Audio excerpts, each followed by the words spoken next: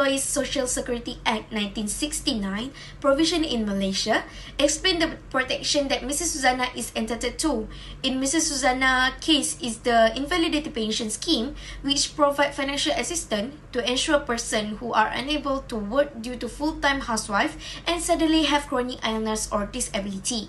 The most important issue for the time she was diagnosed and ceased working is if she fulfilled the contribution requirement in the 40 months prior to her disability, which is cervical cancer diagnosis.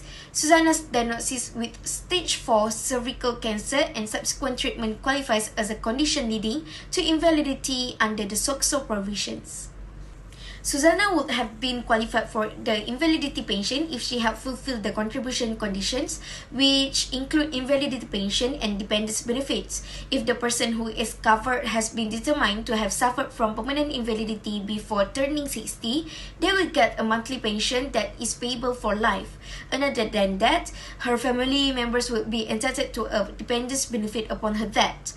This benefit consists of a monthly pension that is paid to the spouse and kids up until a specified age or set of requirements are satisfied, such the kids finishing school or reaching a certain age. Her also entitled to diagnosis and treatment.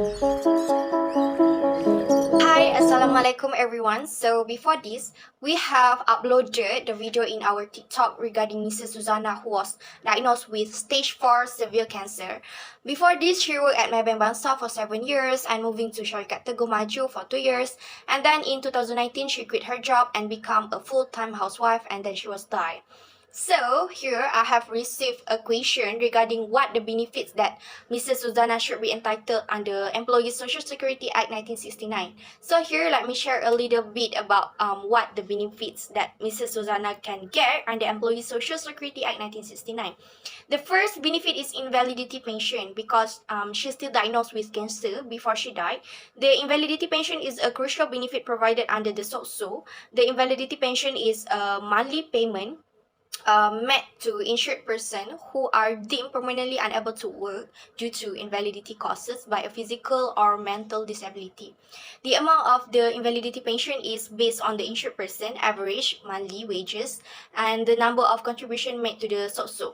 So that contribution that Suzana get is based on her wages when she worked to qualify for invalidity pension. The insured person must have made at least 24 monthly contribution to SOCSO within a period of 40 months consecutively before the disability. This shows that Suzana are able to get these benefits because she was worked for 9 years. The second benefits that she can entitle is funeral benefits since she was passed away under the SOCSO in Malaysia. Funeral benefits are provided to assist the family of an insured person who has passed away, and the benefit is available if an insured person passed away due to any causes, whether or not it is work-related, provided that the person was covered under the SOCSO scheme at the time of death. However, the funeral benefit is typically paid to the eligible next of kin, which is spouse, children, parents, or any other person who has borne the funeral expenses. The amount of the funeral benefit is fixed, which is 2,000 ringgit. Therefore, the funeral benefit is part of overall benefit provided under SOCSO, which also include medical, disability, and survival benefits. Okay, I think that's all from me, and if you want to know more about the benefits that Mrs. Suzana can get, I will let my friends share with you guys regarding the benefits. So thank you so much for watching me, and I hope you get something that can be used for you. Thank you and bye. Next, dialysis benefits. SOCSO also provides comprehensive coverage for dialysis treatment, essential for individuals like Suzana who require intensive care. There are few benefits which are dialysis costs. SOCSO will cover the cost for hemodialysis and peritoneal dialysis treatments. For transport allowance, financial assistance is available for travel to dialysis centers, also medical equipment, which is assisting in obtaining necessary medical equipment such as home dialysis machines if needed. So, in addition to the invalidity grant, Suzana should be entitled to extensive support for her dialysis treatment under SOCSO, including coverage for treatment costs, transport allowances, and medical equipment. These benefits are crucial in providing financial relief and ensuring continuous medical care. The last one is survivor pension. So as we know, Suzana was a 49 years old of full-time housewife from Bangsar. She had previously worked as a clerk at Maybank Bangsar for 7 and at Syarikat Teguh Maju Sdn Bhd for 2 years. This means she likely met SOCSO's contribution requirements, which having met at least 24 monthly contributions during her employment. Since Suzana stopped working in 2019 to focus on her family, and she sadly passed away a few years later due to stage 4 cervical cancer. If eligible, her husband and 3 school-going children could receive a monthly pension based on Suzana's average wage. Her husband would receive this pension too for life unless he remarries, while her children would receive it until they turn 21 or complete their studies.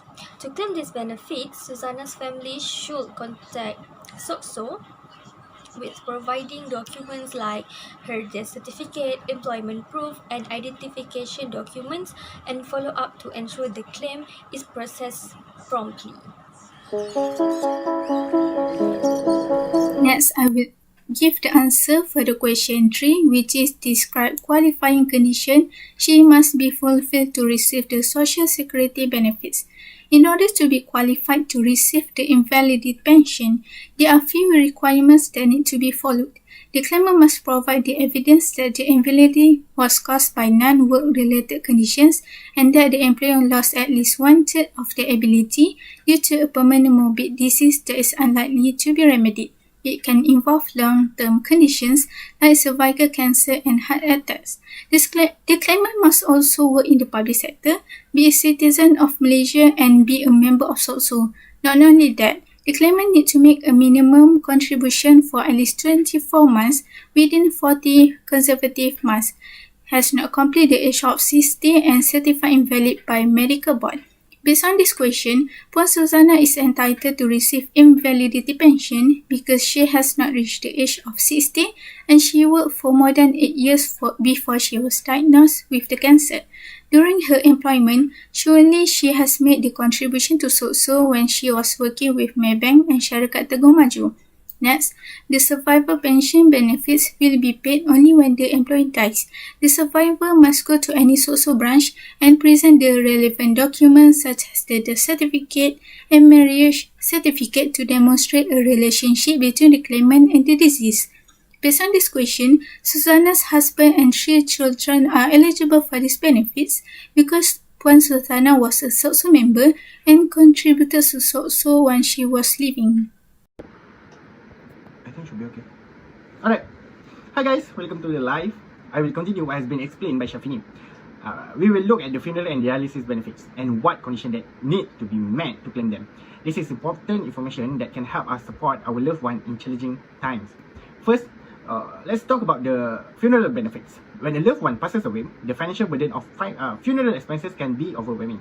Fortunately, SOCSO provides funeral benefit to help ease this burden. Here are the key conditions that must be fulfilled to claim these benefits. First, proof of coverage. Second is death verification. Third, eligible claimant. Number 4 is proof of funeral expenses. Fifth is claim submission. Number 6 is I not really remember, but I think that is the 5 important keys need to be fulfilled to claim SOCSO benefit. Alright, by doing that, SOCSO will review all submitted documents to ensure that they meet the eligibility criteria. The verification process ensures that the claimant is the eligible next of kin or the person who paid for the funeral expenses. This was applicable in Suzana's case as she was covered under SOCSO at the time of her death from stage 4 cervical cancer. Her family would need to follow these steps to receive the funeral benefits. Next, we will discuss about dialysis benefits. For individuals suffering from serious illness requiring dialysis, SOCSO offers significant support to help manage the cost. Here are the conditions for qualifying for dialysis benefit. First, active SOCSO coverage. Second, medical certification. Third, approved treatment facility. Fourth, documentation. fifth is medical equipment. And the last one is compliance with follow-up requirements. In Suzana's situation, diagnosed with stage 4 cervical cancer and needing intensive treatment, she would have been entitled to financial assistance for dialysis treatment under SOCSOS. This includes coverage for dialysis, transport allowance, and assistance in obtaining necessary medical equipment. To conclude, what has been explained by Shafina and me, understanding this benefit and the condition required to claim them can provide much needed financial relief during challenging times.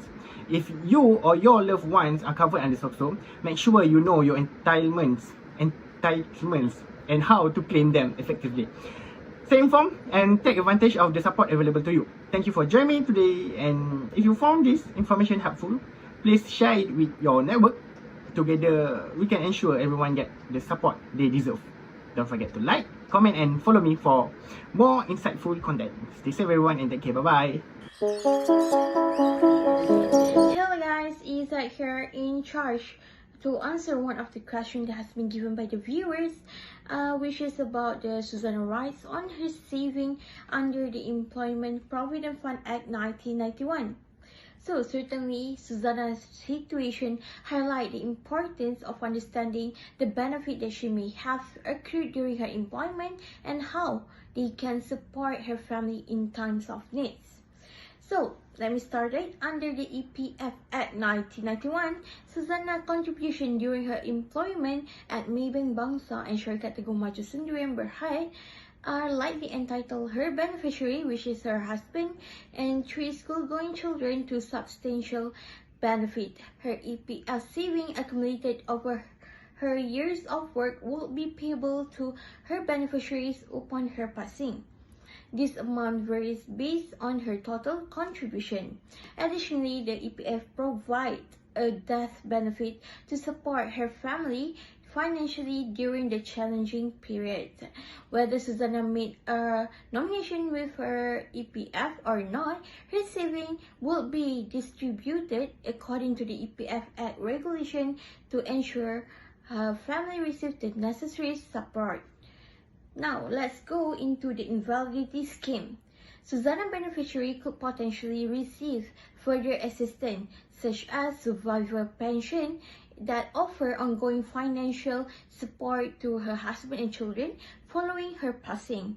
Additionally, the invalidity scheme typically include a funeral benefit, easing the financial burden of Suzana's funeral arrangement on her family. In a sense, the benefit from both EPF Act 1991 and the invalidity scheme aims to provide Suzana families with crucial financial assistance during this difficult period of bereavement.